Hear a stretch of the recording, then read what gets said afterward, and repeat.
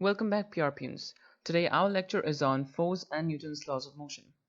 आज हम force और Newton's laws of motion पढ़ेंगे as per the class 10 syllabus and a bit of advanced level also.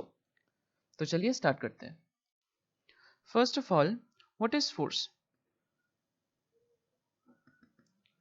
Now as per we have a general definition that force is a push or pull.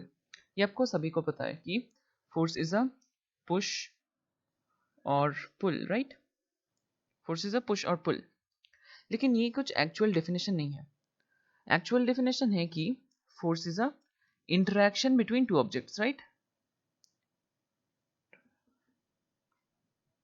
Interaction between two objects. तो चलिए इस definitions को हम एक एक करके समझते हैं. First of all, how is force a push or pull? अगर आप कोई बॉडी है उसको आप धक्का देते हैं तो आप उसके ऊपर एक फोर्स एक्सर्ट कर रहे हैं जिसके लिए उस बॉडी का हो सकता है मोशन हो या फिर ना हो, क्योंकि आप जो फोर्स एक्सर्ट कर रहे हो उसका बेसिस पे बॉडी पे मोशन आएगा या फिर नहीं आएगा. तो फिर वो एक पुश और पुल हुआ. और कैसे इंटरेक्शन बिटवीन टू ऑब्जेक्ट्स हुआ. आप अगर कोई बॉडी को पुश कर रहे हैं तो आप उस ऑब्जेक्ट के फोर्स लगा रहे हैं और आप दोनों के बीच में एक इंटरेक्शन हो रहा है. वो ऑब्जेक्ट भी आपके ऊपर एक इक्वल एंड ऑपोजिट फोर्स लगा रहा है. इसीलिए फोर्स का जो एक्चुअल डेफिनेशन माना जाता है वो है इंटरेक्शन बिटवीन टू ऑब्जेक्ट्स. अब ये जो सेकंड डेफिनेशन है इसको और अच्छे से समझने के लिए हमको न्यूटन्स जो लॉज ऑफ मोशन है उसको समझना पड़ेगा, ठीक है. So our next topic will be Newton's laws of motion. So basically there are three laws of Newton related to motion. तो चलिए देखते हैं न्यूटन का first law, right.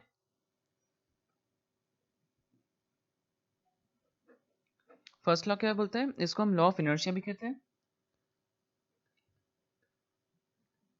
According to Newton's first law of motion, a body continues to be in its state of rest or of uniform motion unless an external force is applied on it. चलिए अब इसका मतलब समझते हैं. मतलब ये law जो है वो बोलता है कि एक बॉडी अगर रेस्ट में है या फिर स्टेट ऑफ यूनिफॉर्म मोशन में है. यूनिफॉर्म मोशन मतलब वो एक कांस्टेंट वेलोसिटी से मूव कर रहा है. अब अगर न्यूटन्स इनर्शिया लॉ ये कहता है कि वो बॉडी जो रेस्ट में है या फिर यूनिफॉर्म मोशन में है वो उसी स्टेट में रहेगा until and unless you exert a force on it. उसके ऊपर आप फोर्स अप्लाई करेंगे तभी वो बॉडी का जो स्टेट है वो चेंज होगा, राइट. जैसे मान लीजिए ये एक ब्लॉक है, ये रेस्ट में है, आपने इसके ऊपर कुछ फोर्स लगाया F, तो ये बॉक्स का मोशन हो सकता है. अगर फोर्स बॉक्स में मोशन ला सकता है, ओके. और एक केस देख लीजिए, ये एक कार है, ये कुछ यूनिफॉर्म वेलोसिटी से जा रहा है, राइट. मतलब इसका जो वेलोसिटी है वो चेंज नहीं हो रहा है, ये यूनिफॉर्म वेलोसिटी से जा रहा है. तो इसके वो यूनिफॉर्म वेलोसिटी से ही जाता रहेगा अगर ना आप इसके ऊपर एक फोर्स लगाए, right. So this was Newton's inertia law. Now let us come to Newton's second law. Now what does Newton's second law tell? Newton's second law tells that the rate of change of momentum of a body is directly proportional to the force of the body, force applied on the body, and this change of momentum takes place in the direction of the applied force. तो इसे हम example से समझते, right. तो फिर से हम मान लेते हैं ये एक ब्लॉक है, एक सरफेस पे ऊपर रखा है, आपने इसके ऊपर कुछ फोर्स लगाया और बॉक्स में मोशन आ गया, ठीक है. तो बॉक्स में मोशन आया तो उसका rate of change of momentum कुछ हुआ, क्योंकि अच्छा इस लॉ को समझने के पहले आपको मोमेंटम समझना पड़ेगा, राइट. आई होप आपको मोमेंटम पता है, फिर भी मैं बता दे रहा हूँ. मोमेंटम को हम p से डिनोट करते हैं और उसका फॉर्मूला होता है p is equals to mv. यहाँ पर m है mass of the body, v है वेलोसिटी ऑफ द बॉडी. अब इनिशियली तो बॉडी रेस्ट में था तो v इज इक्वल्स टू 0 था. अब क्योंकि आप एक फोर्स लगाए तो बॉडी में मोशन आया, तो मान लीजिए v is equals to v dash हो गया, बॉडी में कुछ मोशन आ गया, इसीलिए बॉडी मूव कर रहा है. तो इनिशियल मोमेंटम तो 0 था, फाइनल मोमेंटम तो mv डैश हो गया क्योंकि वेलोसिटी में चेंज हुआ. तो फिर रेट ऑफ मोमेंटम चेंज हुआ. अब इस मोमेंटम का चेंज होने का रेट के साथ फोर्स डायरेक्टली प्रोपोर्शनल है. कौन सा फोर्स? जो फोर्स आप अप्लाई कर रहे हो. सो हम लिख सकते हैं कि force directly proportional to delta P by delta T, क्योंकि रेट ऑफ चेंज को हम क्या बोलते हैं, टाइम से डिवाइड कर देते हैं. तो force directly proportional to delta P by delta T. और इसको अगर हम एक कांस्टेंट ले लें तो F इज इक्वल्स टू के delta P by delta T, right. ठीक है, k delta p by delta T. अब मान लीजिए अब मोमेंटम चेंज क्यों होगा? मोमेंटम मास पे डिपेंड कर रहा है, वेलोसिटी पे डिपेंड कर रहा है। तो आइदर मास चेंज होने से मोमेंटम चेंज होगा, या फिर वेलोसिटी के चेंज होने से, या फिर दोनों ही अगर चेंज हो जाए। तो आपके लेवल में ज़्यादातर क्वेश्चंस में मास कांस्टेंट रहेगा, इसलिए हम मास को कांस्टेंट मान रहे हैं। और k एक कांस्टेंट है जिसका वैल्यू 1 आ जाता है upon the choice of units, right. So हम लिख सकते हैं delta p by delta t को m1 v1 या फिर mi vi, मतलब mass initial velocity initial minus mi v, sorry यहाँ पर mass final velocity final, mass minus mass initial velocity initial, right, divided by delta t, मतलब change in time. तो mass क्योंकि constant है, मास को हम m मान लेते हैं, mi is equals to mf, so m into V F minus V I divided by delta T, right. इसको हम इनिशियल वेलोसिटी को u मान लेते हैं और इसको v मान लेते हैं, तो फिर फोर्स का हमारे पास जो फॉर्मूला आ जाएगा वो होगा m v minus U by T, right. Force is equals to m v minus U by T. ये आपको याद रखना है और ये बहुत ही इंपॉर्टेंट फॉर्मूला है। अब इसी फॉर्मूला से और एक बहुत पॉपुलर फॉर्मूला डिराइव हो जाता है। देखिए v minus U by T, अगर हम m को मतलब क्लोज कर दें तो फिर क्या बचा, v minus U by T. इसको हम क्या बोल सकते हैं, एक्सेलरेशन बोल सकते हैं, क्योंकि ये rate of change of velocity दिखा रहा है, right. Final velocity minus initial velocity, और कितने टाइम में चेंज हुआ क्योंकि नीचे t है। तो फोर्स का और एक फॉर्मूला हम लिख सकते हैं ma mass into acceleration, right. ये दो फॉर्मूलास आपको याद रखना है, ओके। ध्यान दीजिए कि फोर्स का जो न्यूटन्स फर्स्ट लॉ है वो फोर्स को क्वालिटेटिवली डिफाइन करता है। फोर्स को क्या डिफाइन करता है, बोलते हैं कि force is that which brings about change in the state of a body, right, state of rest और स्टेट ऑफ यूनिफॉर्म मोशन। और सेकेंड लॉ फोर्स को क्वांटिटेटिवली डिफाइन करता है कि फोर्स कितना लगेगा, राइट। अब फर्स्ट लॉ में जो लॉ ऑफ इनर्शिया था, इसमें एक इंपॉर्टेंट चीज है कि जो कोई भी बॉडी का जो इनर्शिया होता है, इनर्शिया डिपेंड्स करता है उस बॉडी का मास के ऊपर, राइट। मतलब जिस बॉडी का जितना ज्यादा मास उतना ज्यादा उसका इनर्शिया। मान लीजिए एक बहुत बड़ा ब्लॉक रखा है, उसका इनर्शिया ज्यादा होगा क्योंकि बड़ा ब्लॉक का मास ज्यादा है, तो उसको अपने जो फोर्स लगाना होगा वो ज्यादा होगा, क्योंकि फोर्स जो आप लगाओगे वो डायरेक्टली प्रोपोर्शनल होगा बॉडी का इनर्शिया के ऊपर, मतलब उसके कितने ज्यादा मास है। अब बहुत स्टूडेंट्स को एक कंफ्यूजन रहता है इनर्शिया और मोमेंटम में। बहुत दफ़ा ये क्वेश्चन भी आपको मिल सकता है कि बॉडी हैज सम मास, मान लीजिए m, another body has some mass 2m, right. तो आपको मिल सकता है कि किसको ज़्यादा फोर्स लगाना पड़ेगा, right.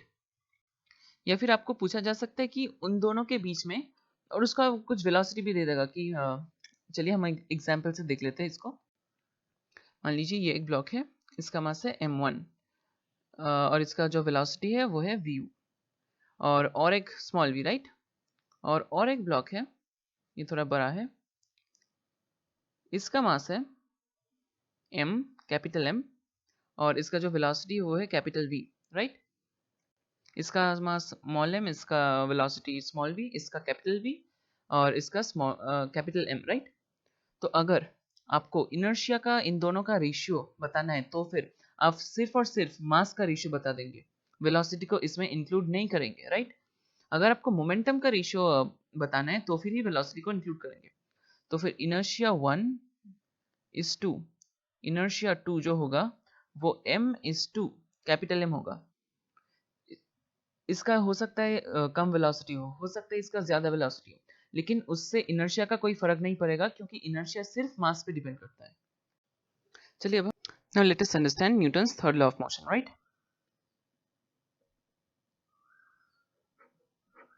What does Newton's third law of motion says? According to Newton's third law, every action has an equal and opposite reaction. मतलब अगर एक कोई बॉडी पे भी फोर्स लगाएंगे तो वो बॉडी भी आपको एक रिएक्शन फोर्स लगाएंगे, right. So let us understand it by an example, right. Suppose this is a surface on which a block is kept, right. You apply a force on it. Let us say this is your object, you are 1 and this block is 2, right. So you apply a force on it, so this will say as force on block by you, that means F21 force on block by U, force on 2 by force on 1. And since you apply a force on it, the block will also exert an equal and opposite reaction force on you. Your force is termed as action force. F21 is the action, and the block will also exert an opposite and equal reaction force that will term as F12, means force on object 1 by 2, that means force on you by block. So F12 will be termed as the reaction force. समझ में आ गया, right? तो फिर इस law से हम बोल सकते हैं कि forces always exist in pairs, right? क्यों? क्योंकि आप अगर एक फोर्स लगाएंगे तो फिर आपके ऊपर डेफिनेटली और एक फोर्स लगाएंगे. कौन? जिस ऑब्जेक्ट के ऊपर आप एक फोर्स लगा रहे हैं, राइट? यहाँ पर अगर फोर्स का और एक डेफिनेशन में भी है जो force is interaction between two objects. यहाँ पर इंटरेक्शन किसके बीच में हो रहा है? 1 और 2 के बीच में, राइट? अब हम फोर्स का कैटेगराइजेशन पढ़ लेते हैं, राइट? फोर्स कितने टाइप्स के होते हैं? Types of forces, right? This will be our topic now. तो अब अभी आपके लेवल में 2 टाइप के फोर्स हैं, मतलब आपको पढ़ाया जाएगा. वो है कंटैक्ट फोर्स और दूसरा है नॉन कंटैक्ट फोर्स.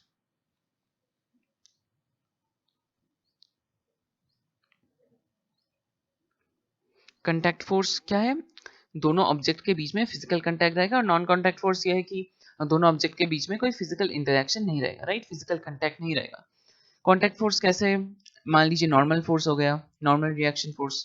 ठीक है, नॉर्मल रिएक्शन क्या है? अगर एक ब्लॉक रखा है किसी सरफेस पे, ओके, ये स्टैंडर्ड एग्जांपल है इसीलिए हम इसको ले रहे हैं नॉर्मल.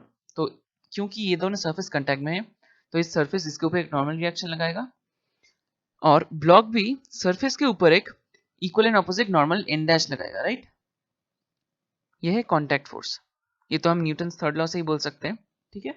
और नॉन कॉन्टैक्ट फोर्स कितने तरह के? कॉन्टैक्ट फोर्स और भी है, जैसे स्प्रिंग फोर्स है, टेंशन फोर्स है, ये सारे कॉन्टैक्ट फोर्स है. नॉन कॉन्टैक्ट फोर्स कौन सा है? मान लीजिए ग्रेविटेशनल फोर्स, क्योंकि ग्रेविटेशनल फोर्स तो एक्चुअल डायरेक्ट कॉन्टैक्ट नहीं होता है, राइट? और इलेक्ट्रोस्टैटिक फोर्स भी एक नॉन कॉन्टैक्ट फोर्स ही है, राइट? अब ये कैटेगराइजेशन ज़्यादा स्पेसिफिक नहीं है, इसलिए एक इम्पॉर्टेंट कैटेगराइजेशन जो आप क्लास 11th में पढ़ोगे वो है 4 टाइप्स के फोर्स होते हैं. First type is gravitational force. So these are the 4 types of force: electromagnetic, weak, nuclear, and the first one, as I told, gravitational. Okay, now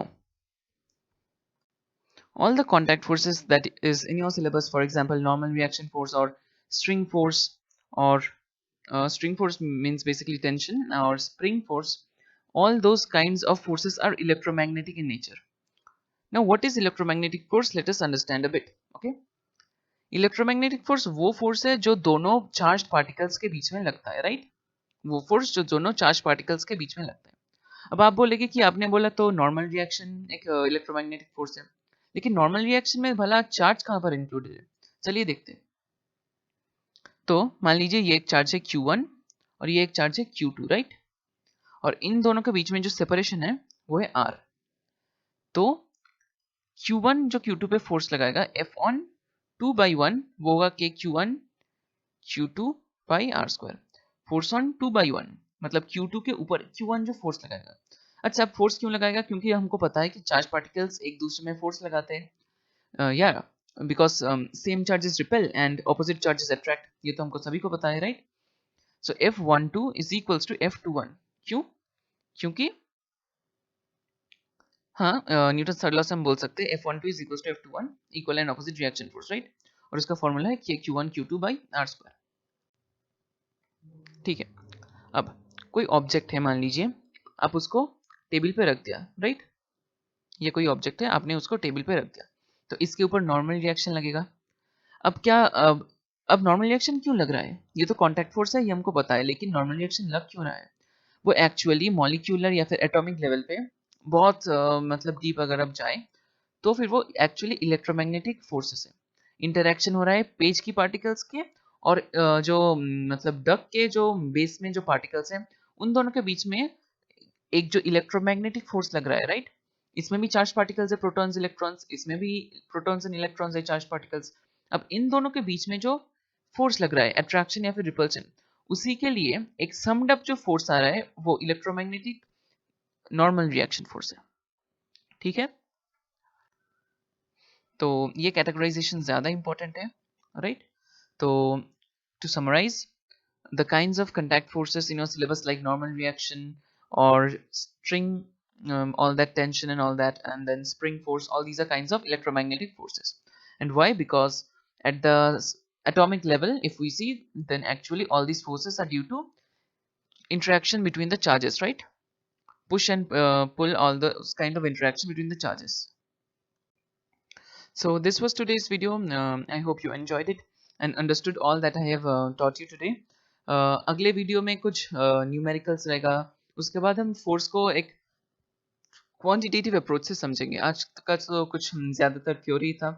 next lecture में हम समझेंगे कि फोर्स एक वेक्टर क्वांटिटी है, कैसे है, क्यों है, फिर फोर्स का जो यूनिट्स है, उसके बाद force is equals to rate of change of momentum, उसके ऊपर कुछ न्यूमेरिकल्स करेंगे, ग्राफ्स देखेंगे, right. So I hope you liked it. Then share with your friends so that they can also understand this topic. Okay, thank you.